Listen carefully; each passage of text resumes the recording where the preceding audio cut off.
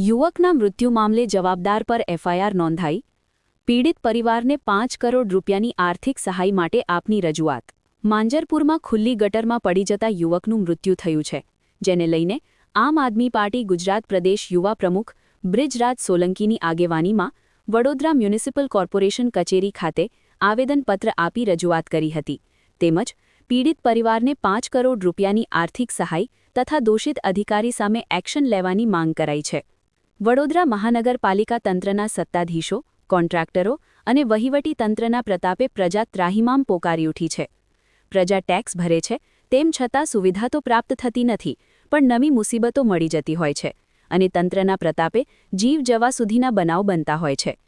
માંજલપુર વિસ્તારમાં મહાનગરપાલિકાની બેદરકારીના કારણે એલેમ્બિકમાં નોકરી કરતા અને નિવૃત્ત ડીવાયએસપીના પુત્ર વિપુલસિંહ મોહનસિંહ ઝાલાનું ખુલ્લી ગટરમાં પડી જતા મૃત્યુ નિપજ્યું હતું. મૃતક વિપુલસિંહ ઝાલાવે 5 વર્ષનો પુત્ર છે. એકના એક દીકરાએ પિતાની છત્રછાયા ગુમાવી છે. સમગ્ર મામલે લોકોમાં રોષ ફેલાયો છે. ત્યારે આજે આમ આદમી પાર્ટી દ્વારા ગુજરાત પ્રદેશ યુવા પ્રમુખ બ્રિજરાજ સોલંકી, વડોદરા શહેર આમ આદમી પ્રમુખ અશોક ઓઝા, વિરેન રામી સહિતના આમ આદમી પાર્ટીના અગ્રણીઓ, કાર્યકરોની ઉપસ્થિતિ વચ્ચે પ્રિન્સિપલ કમિશનરને આવેદનપત્ર આપવા પહોંચ્યા હતા. જો કે મ્યુનિસિપલ કમિશનર ન મળતા આસિસ્ટન્ટ મ્યુનિસિપલ કમિશનર સુરેશ તુવેરને આવેદનપત્ર સુપ્રત કરાયું હતું.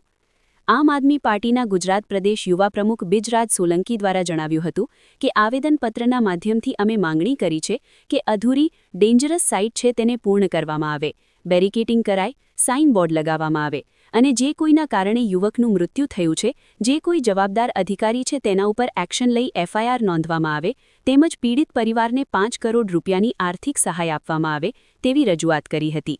અને જો માંગણીઓ નહીં સંતોષાય તો આવનાર સમયમાં આમ આદમી પાર્ટી આંદોલન પણ કરશે તેવી ચીમકી ઉચ્ચારી હતી.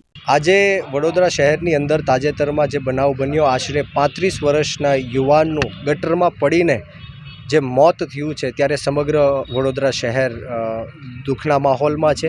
આજે આમ આદમી પાર્ટી વિરેનભાઈ રામી અને અશોકભાઈ ઓઝાના નેતૃત્વમાં વડોદરા શહેર મ્યુનિસિપલ કમિશનરને મળવા માટે પહોંચ્યા હતા, પરંતુ કદાચ એ જતા રહ્યા, ગાંધીનગર જતા રહ્યા. અમને જોઈને ડરીને ત્યારે ડેપ્યુટી કમિશનરને અમે આવેદનપત્ર આપ્યું અને જે રીતના વડોદરા શહેરની અંદર વિકાસના નામે જે નિર્દોષ લોકોના જીવ જઈ રહ્યા છે, 10 દિવસમાં એક નિર્દોષ વ્યક્તિ વડોદરા શહેરની અંદર મૃત્યુ પામે છે, ત્યારે આવનારા દિવસોમાં જે કોઈ પણ અધૂરી સાઇટ્સ છે, ડેન્જરસ સાઇટ્સ છે, અને તાત્કાલિક પૂર્ણ કરવામાં આવે, બેરિકેડિંગ કરવામાં આવે, સાઇન બોર્ડ્સ લગાડવામાં આવે અને જે કોઈ પણના લીધે આજે 35 વર્ષ વિપુલસિંહ ઝાલા નામના યુવકનું મૃત્યુ થયું છે, જે કોઈ પણ જવાબદાર અધિકારી છે અને તાત્કાલિક ધોરણે એની ઉપર એફઆઈઆર પણ નોંધવામાં આવે અને આ પીડિત પરિવારને 5 કરોડ રૂપિયાની આર્થિક સહાય પણ આપવામાં આવે, એ હેતુ સાથે આવેદનપત્ર આપવા માટે આવ્યા છીએ. અને આવનારા દિવસોમાં જો આ કામગીરી નહીં થાય તો આમ આદમી પાર્ટી દ્વારા ગાંધી ચિંધ્યા માર્ગ ઉપર અને જરૂર પડે તો શહીદ આઝમ સરદાર ભગતસિંહના માર્ગ ઉપર પણ અમારી આંદોલન કરવાની તૈયારી છે.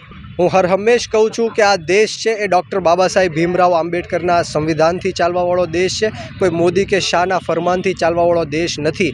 જે રીતના ગુજરાતની અંદર તાનાશાહી અને જે ભ્રષ્ટાચારનો દોર ચાલી રહ્યો છે, ત્યારે સમગ્ર ગુજરાતના નાગરિકોને આપના માધ્યમથી હું આહ્વાન કરીશ, જાગૃત કરીશ કે હવે આપણે આપણી આત્મા જગાડવાનો સમય આવી ગયો છે. 35 વર્ષનો યુવાન જ્યારે ગટરમાં પડીને મૃત્યુ પામે છે, ત્યારે એની જગ્યાએ આપણા પરિવારનો પણ યુવાન હોઈ શકતો હતો. ત્યારે આપણે સૌ જાગૃત થવાની જરૂર છે, કારણ કે આપણે તો આપણી ફરજ છે એ ટેક્સ ભરીને અદા કરીએ છીએ, પરંતુ આ કરોડો અબજો રૂપિયાનો ટેક્સ આ લોકો ભ્રષ્ટાચાર કરીને પોતાની માટે ફાર્મ હાઉસો બનાવે છે, જમીન જાયદાદ ખરીદે છે, ધંધા રોજગાર કરે છે. ત્યારે આ લોકોને આવનારા દિવસોમાં આપણે જડબાતોડ જવાબ દેવાનો છે અને આમ આદમી પાર્ટી તમારી સાથે ઊભી છે.